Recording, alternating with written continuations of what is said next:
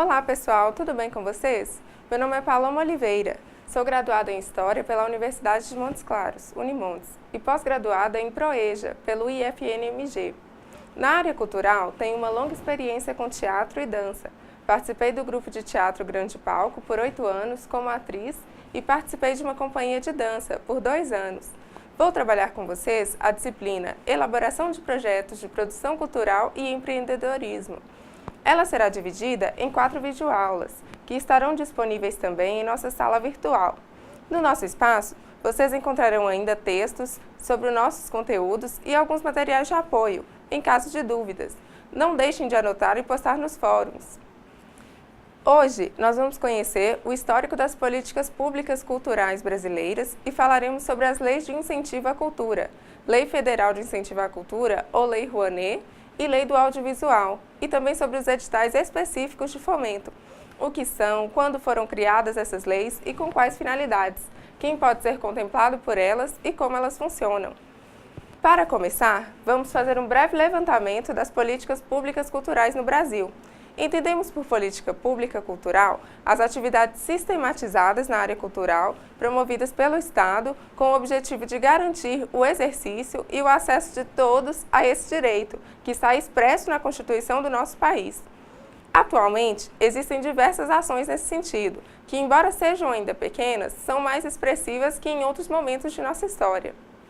De acordo com a pesquisadora Lia Calabre, em alguns momentos a cultura recebeu uma atenção especial dos governos, como no primeiro período do governo de Getúlio Vargas, compreendido entre 1930 e 1945, em alguns momentos da ditadura militar e nos governos de José Sarney e Fernando Collor.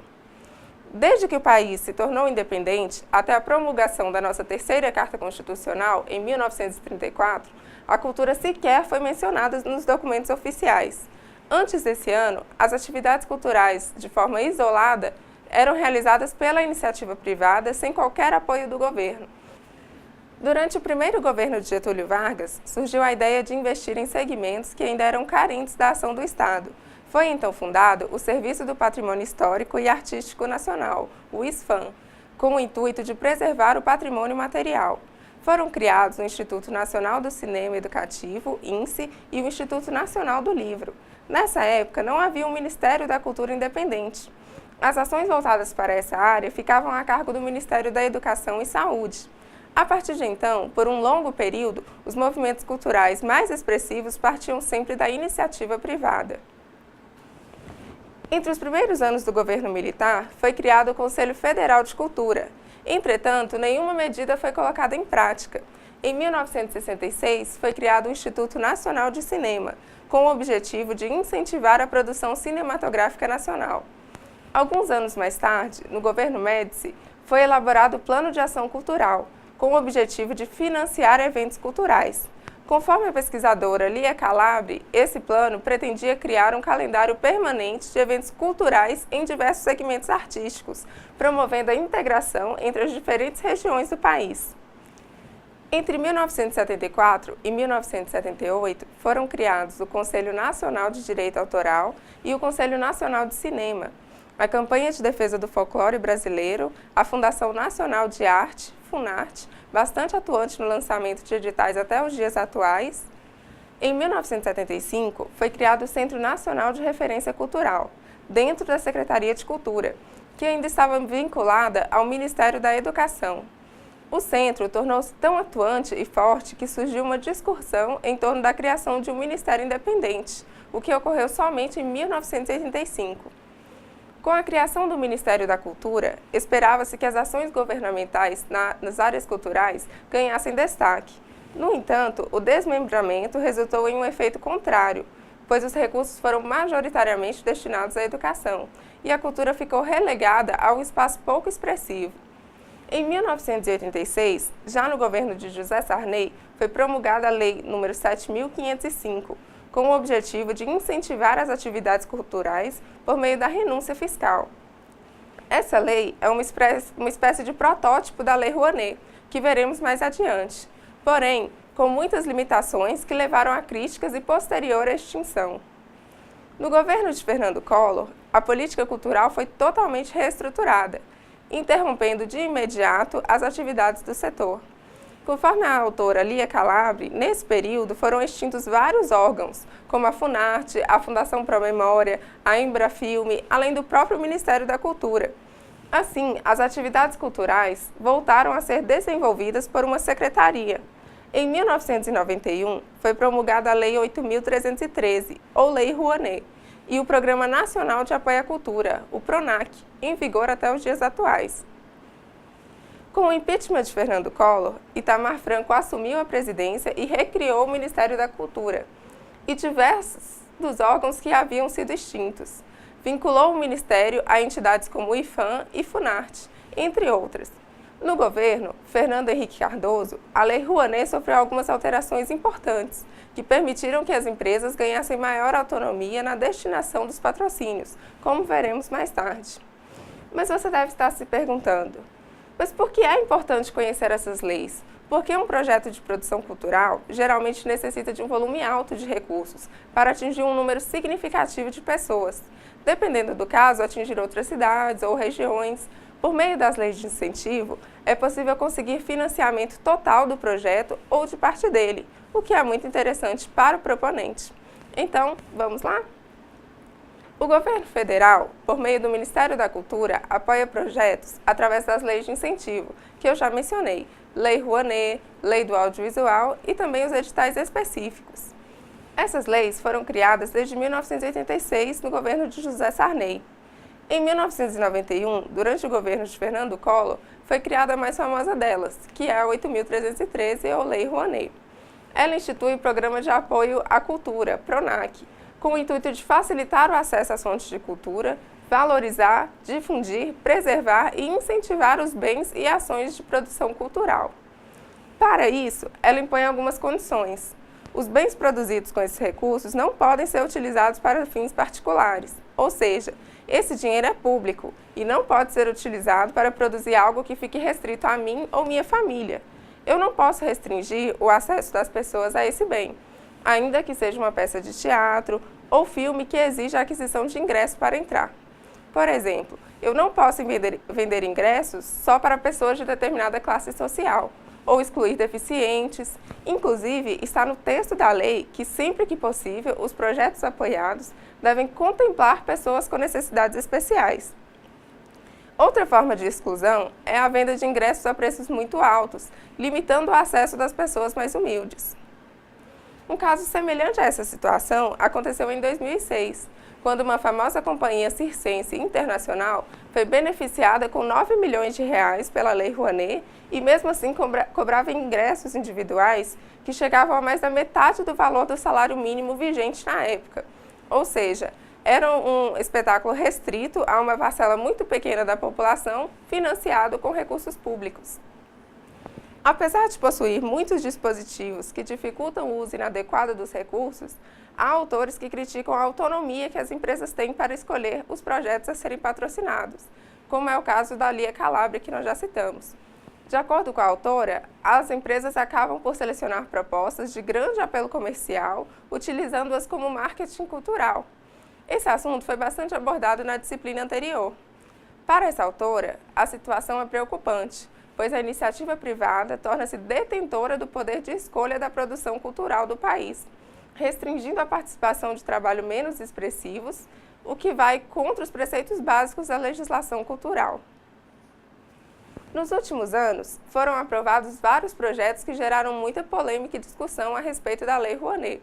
Dentre esses casos, destaca-se o de alguns cantores e algumas bandas de renome nacional que foram contemplados com valores milionários para fazerem shows que já são de praxe de suas agendas, ou ainda de autores que receberam recursos muito altos para a produção de filmes ou obras de nenhuma relevância para a população.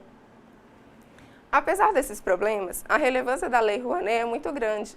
Seus recursos podem ser utilizados para inúmeras finalidades, como incentivo à formação cultural de artistas, premiação de obras, filmes, espetáculos, fomenta a produção de discos, vídeos, realização de exposições, festivais, transportes de bens de valor cultural, preservação e difusão do patrimônio artístico, restauração de obras, enfim, é uma lei muito importante para a cultura nacional, ainda tão carente de recursos. Mas como funciona a Lei Rouanet? Todas as pessoas físicas ou jurídicas que possuem uma renda superior a um valor determinado pelo governo devem pagar o imposto de renda. Desse imposto, o governo abre mão de uma parte para que essa seja investida em projetos culturais. A pessoa ou empresa que investir apresenta ao governo o projeto e ele decide se autoriza ou não o abatimento do imposto. A pessoa não deixa de pagar o imposto, mas parte dele é utilizada diretamente para a promoção cultural. Funciona assim. O total do valor utilizado para apoiar um projeto cultural pode ser deduzido do imposto devido dentro dos percentuais permitidos pela legislação tributária. Empresas, até 4% do imposto devido. Pessoas físicas, até 6% do imposto devido. O valor desses recursos irá variar de acordo com o imposto devido por cada pessoa ou empresa. Quanto maior a empresa ou quanto maior o patrimônio da pessoa física, maior o valor do imposto. E, por consequência, maiores os recursos para investimentos em projetos. Dependendo da empresa e do custo do projeto, é possível financiar vários empreendimentos culturais de uma só vez. A Lei Rouanet é interessante para os dois lados, tanto para quem investe quanto para quem propõe o projeto. O proponente, pessoa que propõe em busca de apoio, tem a vantagem de ter seu produto cultural financiado por outra pessoa ou empresa. Dependendo do porte do projeto, tem a oportunidade de que ele seja apreciado e valorizado por um grande número de pessoas. Para o incentivador, também é muito útil, principalmente no caso de empresas. Elas têm seu nome associado à valorização e difusão cultural. Divulgam seus nomes e serviços a um grande número de pessoas, têm acesso aos bens produzidos, como revistas, CDs, cartilhas, ingressos, para distribuição gratuita. Mas vocês devem estar se perguntando, quem pode ser contemplado com esses recursos? Quais procedimentos para inscrever meu projeto? Qualquer pessoa física com atuação na área cultural pode apresentar propostas. Artistas, produtores, técnicos, pessoas jurídicas públicas de natureza cultural da administração indireta, autarquias, fundações culturais e pessoas jurídicas privadas, com ou sem fins lucrativos, empresas, fundações, ONGs, entre outras. Para inscrever seu projeto, é necessário se cadastrar no Sistema de Apoio às Leis de Incentivo à Cultura, Salic Web, no site www.novosalic.cultura.gov.br, no período de 1º de fevereiro a 30 de novembro de cada ano. Vamos dar uma olhada na página para ver como é feito o cadastro? Ao clicar na página, você vai visualizar esta tela. Caso você já tenha o cadastro, é só acessar com o seu CPF e senha. Se você ainda não tem, deverá clicar em Não sou cadastrado. Será aberta esta tela, onde você irá cadastrar seus dados. CPF, nome completo, data de nascimento, e-mail e confirmação do e-mail. Terminando de preencher, é só clicar em Salvar, logo abaixo. Você receberá no seu e-mail uma senha temporária. No site, aparecerá novamente a tela para login. Aí é só você colocar o CPF e a senha temporária. Ao entrar, você deverá trocar a senha por uma definitiva de sua preferência. Feito isso, você será direcionado para a página de encaminhamento de propostas, se tiver no prazo que falei com vocês, entre 1º de fevereiro e 30 de novembro de cada ano. Se estiver fora do prazo, irá visualizar um painel de informações. Na página virtual de nossa disciplina, está disponível a apostila do Ministério da Cultura, com o passo a passo para cadastramento no sistema. Ela também pode ser baixada no site. Após o cadastramento, você enviará sua proposta por meio dos formulários disponibilizados no sistema. A partir de então, sua proposta receberá um número que será utilizado mais tarde para acompanhar o resultado da avaliação. O projeto é encaminhado, então, para análise da Comissão Nacional de Incentivo à Cultura, composta por vários profissionais, entre artistas, técnicos, de diversas áreas. A comissão decidirá quais projetos serão aprovados ou não. Os projetos aprovados estão autorizados para captar recursos junto a empresas ou pessoas físicas. O apoio financeiro por meio das leis de incentivo exige um pouco mais de esforço por parte dos proponentes, porque a aprovação da Comissão Nacional de Incentivo à Cultura e a geração do certificado de autorização não garantem o recurso. É preciso que o proponente procure as empresas para tentar captá-lo. Algumas empresas, beneficiadas por incentivos fiscais, buscam, junto aos aprovados, aqueles que têm propostas semelhantes a seus interesses, mas, regra geral, é o proponente que precisa captar. Nesse sentido, ao elaborar um projeto, deve-se levar em conta a pertinência do mesmo para a empresa ou instituição patrocinadora. Hoje em dia, a maior parte das empresas possui páginas virtuais, onde divulgam informações sobre patrocínios e divulgam a lista daqueles que já foram beneficiados pelo apoio. Pesquise, veja o perfil e as características comuns a esses projetos. Isso pode ajudar muito na adequação de sua proposta. As empresas procuram por projetos que lhes ofereçam o melhor custo-benefício, ou seja, embora os recursos estejam provenientes de renúncia fiscal do governo, as empresas tentam conseguir as condições mais vantajosas possíveis para elas, a chamada contrapartida, o que você tem a oferecer para a empresa que a estimule a investir em sua ideia. É a visibilidade da marca para potenciais consumidores ou a associação do nome da empresa a iniciativas de promoção e resgate da cultura, ou a ideias originais e criativas. A questão da sustentabilidade também tem sido muito valorizada por empresas. Projetos que trazem ideias inovadoras para a preservação do meio ambiente evitam desperdícios de recursos naturais e não é tão difícil associar a sustentabilidade à cultura. Um exemplo disso é a utilização de recursos encontrados na natureza para a confecção de artesanato por comunidades ribeirinhas, ou ainda a composição de músicas que contemplam a temática por artistas regionais. É um tema bastante em voga e uma necessidade de investimento atual das empresas. Associar a marca da empresa à iniciativa de preservação do meio ambiente pode significar um retorno muito positivo. Assim, é necessário que o projeto seja também flexível, aberto a negociações. Claro, desde que essas não comprometam a qualidade e os objetivos da proposta. O projeto não deve perder sua identidade para atender a interesses comerciais. A atividade cultural possui uma essência, um conjunto de valores, tradições que não podem ser colocados de lado. Os preceitos fundamentais das leis de incentivo são a valorização e promoção da cultura, e não o investimento de empresas em marketing, o que leva a refletir também sobre a necessidade ou não de cobrar ingressos. Os projetos podem ser totalmente financiados por órgãos públicos ou empresas e podem prever, entre seus gastos, o pagamento de cachê para os artistas. Dessa forma, não existe a proibição expressa da cobrança de ingressos. Orienta-se que os espetáculos sejam gratuitos ou que cobrem preços populares, acessíveis a qualquer pessoa, já que uma das propostas da lei é formar um público cativo para os eventos culturais. Outro ponto extremamente importante na elaboração do projeto é a viabilidade da execução do mesmo. É possível executar tudo aquilo que foi apresentado dentro do prazo previsto e exatamente com aquele valor descrito? Não adianta inventar propostas fora da realidade ou com valores incompatíveis. Em geral, as pessoas responsáveis por selecionar os projetos dentro das empresas são profissionais com amplo conhecimento e experiência na área e são assessorados pela equipe de marketing. Dessa forma, qualquer projeto que desvie muito de determinado padrão, que represente risco para a imagem da empresa ou desperdício de recursos, será descartado. Hoje em dia, um dos pontos fundamentais para qualificar um projeto é a sua possibilidade de inclusão das pessoas com necessidades especiais, sejam como executoras do projeto ou público-alvo deste. Dessa forma, é essencial que os proponentes invistam em acessibilidade. Se é um espetáculo cênico a sua proposta, em quais locais ele será apresentado? Esses locais possuem rampas de acesso ou banheiros adaptados? Ou ainda, é possível que o espetáculo tenha um intérprete de Libras? Se o projeto é a produção de um livro contando a história de uma comunidade tradicional, existe a possibilidade de disponibilizar exemplares em braille? Enfim, suas ideias devem proporcionar a democratização do acesso para o maior número possível de pessoas, inclusive aquelas com necessidades especiais, e esse aspecto é muito relevante para as bancas examinadoras.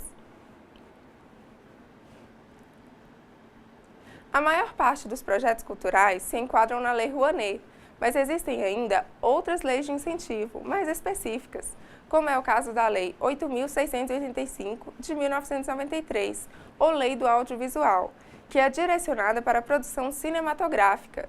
Essa lei concede incentivos fiscais, como a dedução no imposto de renda, a pessoas ou empresas que adquirem certificados de investimento audiovisual, que são títulos representativos de cotas em obras cinematográficas. Para serem contemplados por essas leis, o projeto precisa ser previamente aprovado pela Ancine, que é a Agência Nacional do Cinema. Os títulos ou cotas podem ser negociados por seus detentores, tornando-se assim uma fonte de lucro para o investidor. Este ainda pode ser beneficiado pelo retorno financeiro, proveniente da comercialização dos filmes, além de ter a marca de sua empresa bastante divulgada. Dessa forma, torna-se interessante tanto para o incentivador como para o proponente. Pela Lei de Incentivo Audiovisual, a dedução no imposto de renda para os incentivadores ocorre da seguinte forma: até 3% do imposto para empresas e até 6% para pessoas físicas.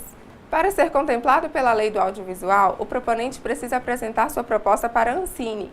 Após a aprovação, a emissão de cotas para os incentivadores devem ser feitas junto à Comissão de Valores Mobiliários.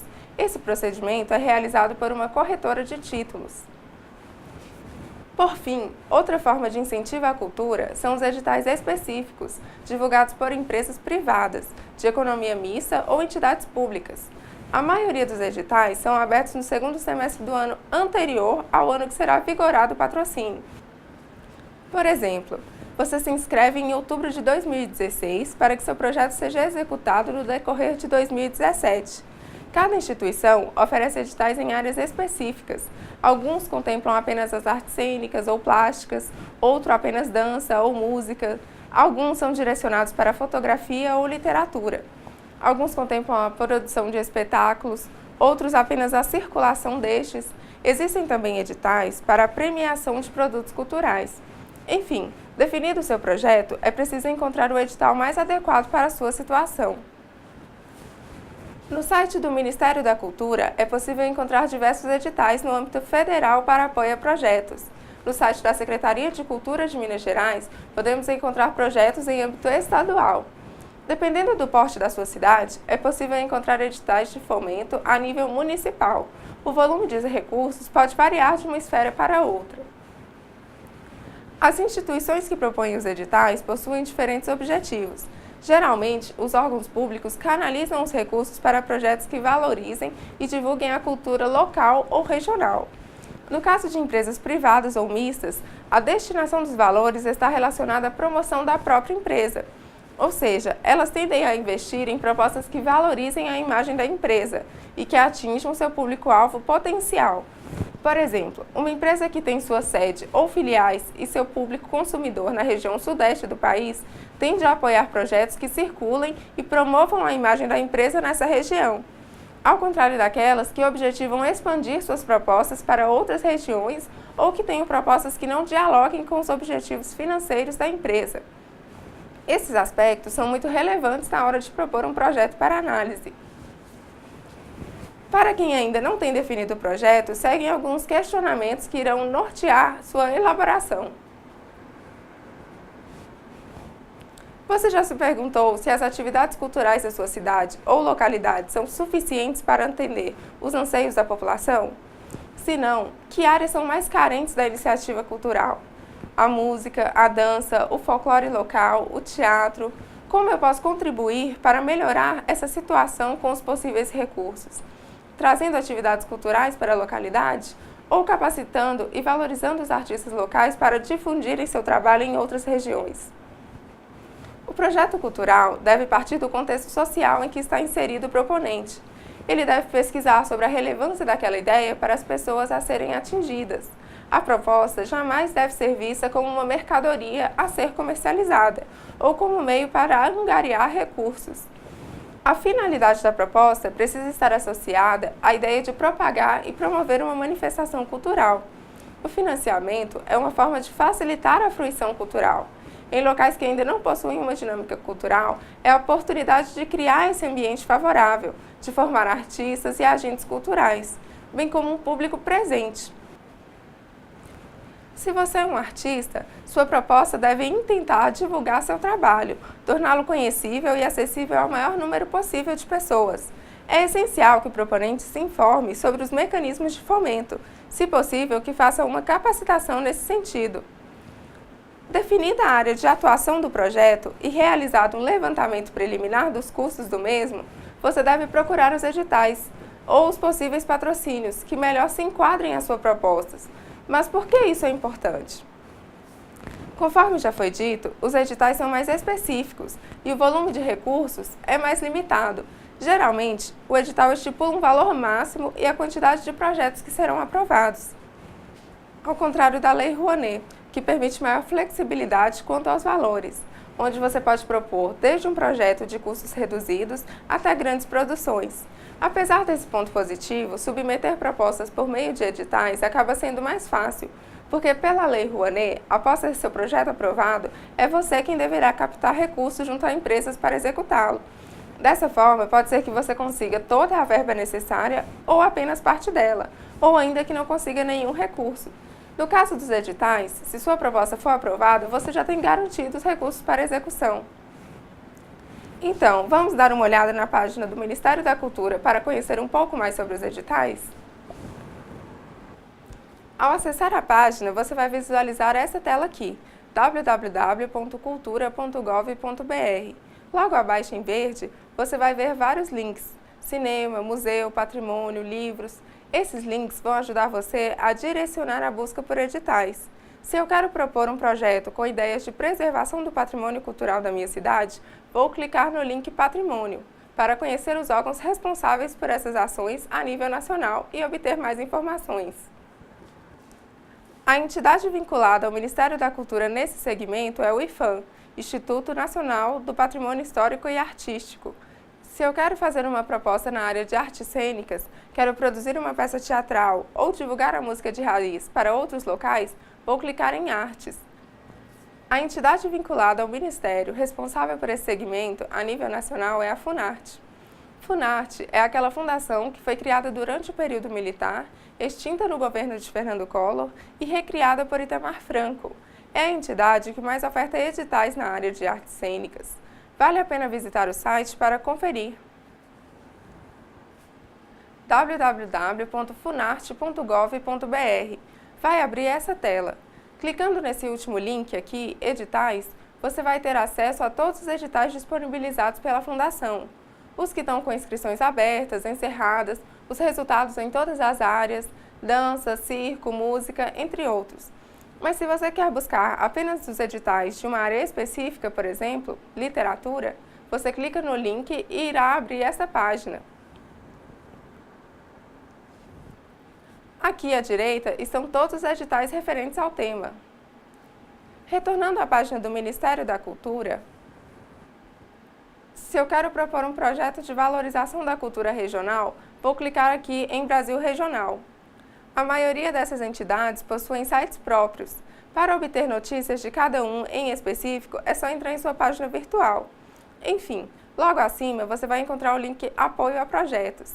Nele estará todos os editais públicos a nível nacional que estão com inscrições abertas.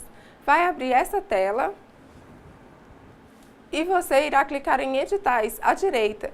Aqui nós temos os editais que estão com inscrições abertas. Nesse caso, o IBRAM, Instituto Brasileiro de Museus, está com editais abertos. Se você tem alguma proposta nessa área, esse é o momento de enviá-la. Logo abaixo, os que estão com inscrições encerradas. Nesse link, é possível acompanhar notícias e informações sobre os editais. Vocês se lembram que eu disse que os editais são mais específicos e é muito importante observar isso na hora de inscrever um projeto? Deem uma olhada aqui neste edital. Pontos de cultura indígena, ou nesse aqui da Fundação Cultural Palmares. Se meu projeto é fazer uma exposição fotográfica sobre a cultura indígena, é mais provável que o mesmo seja aprovado se eu submeter minha ideia ao edital Pontos de Cultura Indígena. Ou, se eu quero realizar um espetáculo que promova a diversidade cultural dos povos da comunidade tradicional da minha localidade, é mais interessante que eu me inscreva no edital da Fundação Cultural de Palmares. Assim terei mais possibilidades de que meu projeto seja aprovado. Existem editais, por exemplo, do Prêmio Sena Minas, do Governo Estadual de Minas Gerais, que são mais gerais. Ele contempla projetos de música, de dança, de artes, mas seleciona apenas alguns poucos. Se eu inscrever meu projeto sobre os indígenas nesse edital, a concorrência será muito maior. Logo abaixo, nós vamos encontrar o link Resultados, onde estarão disponíveis os projetos que foram aprovados ou reprovados nos editais. Se você estiver inscrito em algum edital, é bom acompanhar com frequência, mesmo após a divulgação dos resultados, porque se houver algum problema com algum dos selecionados, os projetos da lista de espera podem ser convocados. Outro ponto importante que comentei com vocês é que os editais geralmente têm um valor mais restrito para apoio a projetos. Deem uma olhada aqui. Ao clicar em um dos editais, por exemplo, da Fundação Cultural Palmares, que falei com vocês, vamos encontrar mais detalhes sobre eles. Olhem só esse edital que disponibilizou R$ 3.060.000 para 12 projetos, o que dá uma média de R$ 255.000 para cada um. Mas esse dinheiro foi dividido em categorias. Categoria A, para municípios com até 50.000 habitantes, B, de 50.001 até 200.000 habitantes, e C, para municípios com mais de 200.000 habitantes. E conforme o edital, cada categoria tinha delimitado o número de projetos.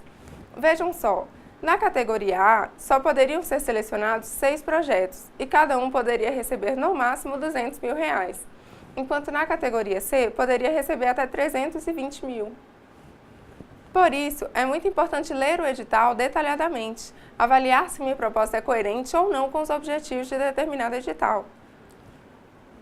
Como eu falei para vocês, os editais a nível federal geralmente disponibilizam um volume maior de recursos, mas se seu projeto é menor, mais econômico, a sugestão é que você procure um edital estadual, cuja verba são também menores. É fundamental lembrar que estamos falando de dinheiro público. Nesse sentido, todo o dinheiro investido deverá ter seus gastos comprovados em notas fiscais e não podem ter outra finalidade que não seja a execução do projeto. Vamos dar uma olhada na página da Secretaria de Cultura de Minas Gerais para conhecer um pouco melhor os editais estaduais? No nosso caso, procuramos por editais de Minas Gerais, porque moramos aqui, e essa é uma das condições para ser beneficiado por esses recursos. Cada estado prioriza as ações desenvolvidas em sua circunscrição, até mesmo por uma questão administrativa, já que os recursos são provenientes da contribuição dos habitantes daquele estado. Vamos lá? Ao acessar a página www.cultura.mg.gov.br, vamos encontrar essa tela. Nela, você encontra notícias sobre os movimentos culturais nas diversas áreas que estão acontecendo pelo estado. Em seguida, vamos clicar no link Secretaria, no campo superior à direita da tela, e depois em Documentos. Aqui, vamos encontrar os editais disponibilizados em todas as áreas. Se você quiser buscar uma área específica, é só usar a ferramenta de busca, que fica logo no início aqui. Eu escolhi um dos editais para mostrar para vocês a questão dos recursos que mencionei. Esse aqui é do Prêmio de Circulação de Espetáculos Cênicos de 2015. Nessa seleção, o valor dos recursos é de R$ 1.080.000, que foram divididos entre 36 projetos de circo, dança e de teatro. Ou seja, cada projeto recebeu R$ 30.000 para a circulação de espetáculos já prontos, dentro do estado de Minas Gerais. É uma verba bem menor, mas dependendo do projeto, é muito significativa, já que existem localidades que são totalmente desprovidas de ações culturais. Levando em consideração que conseguir apoio financeiro para seu projeto pode não ser tão fácil, devido à grande concorrência, é necessário que você faça um projeto bastante original, que tenha um diferencial em relação aos demais. Outro fator importante é a adequação do projeto a cada edital. Para isso, é essencial que você tenha um projeto matriz. O projeto matriz é um documento base, que servirá para a elaboração dos projetos para cada edital. Ele deve conter todo o planejamento, sobretudo o planejamento financeiro. O que você pretende atingir com essa proposta e qual o custo efetivo, independente de conseguir apoio ou não. Feito esse levantamento, você terá a possibilidade de adequar a sua proposta quando necessário. Por exemplo, meu projeto é um espetáculo teatral que já está pronto e pretendo circular com ele por 10 cidades de diferentes regiões de Minas Gerais. Seu custo total é de R$ 80.000. Esse valor, conforme veremos em nossa segunda videoaula, deverá estar devidamente explicado no projeto. Porém, nenhum dos editais que estão com inscrições abertas oferecem esse valor para apoio. O que devo fazer? Nesse caso, você deverá adequar a sua proposta. Ao invés de circular com o espetáculo por 10 cidades de diferentes regiões do estado, você pode reduzir esse número para 5 cidades e que sejam mais próximas para reduzir os gastos com transporte. Além da adequação financeira e de objetivos, é preciso adequar a estrutura do formulário do projeto. Cada edital ou empresa possui seu próprio formulário, timbrado, com sua logomarca e coloca os itens que pretende avaliar. Em geral, alguns campos são padrão. Qualquer processo seletivo vai utilizá-los. Outros, contudo, são variáveis. Algumas empresas vão solicitar, por exemplo, o histórico de aprovação de projetos ou patrocínio. É uma forma de avaliar a experiência do proponente na execução de projetos e sua visibilidade. Em editais de fomento estatais, esse quesito é irrelevante. Você deve ficar atento também às ações culturais da sua localidade. Em cidades um pouco maiores, é possível encontrar editais muito interessantes e com concorrência bem menor. Definida a área de atuação do seu projeto, se teatro, dança, literatura ou outra, e realizando um levantamento preliminar dos custos para enquadrá-lo aos editais, é preciso levar em consideração algumas exigências. Para ser beneficiado pelas leis de incentivo ou por algum edital, é preciso que você não tenha débitos de tributos. Por exemplo, para se inscrever nos editais da Secretaria Estadual de Cultura de Minas Gerais, o proponente não pode estar devendo nenhum tributo estadual. No caso de editais municipais e estaduais, você terá que comprovar residência no local de abrangência dos mesmos. Vamos ver na tela a lista de documentos que você precisará quando o seu projeto for aprovado? Se for pessoa física, CPF, RG, comprovante de residência atual, certidão da Fazendeira Estadual de que não tem pendências, certidão negativa de débitos municipais, cópia do PIS, PASEP ou NIT, dados bancários da conta criada exclusivamente para receber os recursos do projeto, com direito à emissão de talões de cheque. É necessário possuir talões porque todas as aquisições de serviços serão feitas por meio de cheques, cujas cópias deverão ser anexadas à nota fiscal posteriormente, para fins de prestação de contas. Se for pessoa jurídica, cópia do RG e CPF do sócio ou responsável pela empresa, certidão da Fazendeira Estadual, comprovante de residência atual, certidão negativa estadual de débitos, certidão negativa de débitos municipais, certidão negativa de débitos trabalhistas, cartão do CNPJ com data atual, cópia do contrato social e suas últimas alterações, certidão negativa de débitos ao FGTS e INSS, além dos dados bancários da conta criada exclusivamente para receber os recursos do projeto, com direito à emissão de talões de cheque. Por fim, não se esqueça de ler o edital com atenção, pois, em geral, o número de inscrições é bastante restrito. Normalmente, uma inscrição ou, no máximo, 2 por edital. Deixar de observar qualquer critério pode significar a exclusão do processo. Depois de conhecer tantas entidades que disponibilizam editais, tantos sites, você deve estar pensando o quanto pode ser difícil acompanhar esses processos, mas na verdade não é. Boa parte desses sites que mencionei, se não todos, oferecem a possibilidade de cadastro e de receber por e-mail informações referentes à página. Assim, sempre que um edital for lançado, você receberá a notícia em seu e-mail, com o prazo de inscrições. É possível também adicionar as páginas desses órgãos nas redes sociais. É muito fácil e rápido de acompanhar. Então, vamos fazer uma breve recapitulação dos temas abordados hoje? Fizemos um breve histórico das políticas públicas para a cultura, com atenção para os momentos de maior efervescência cultural.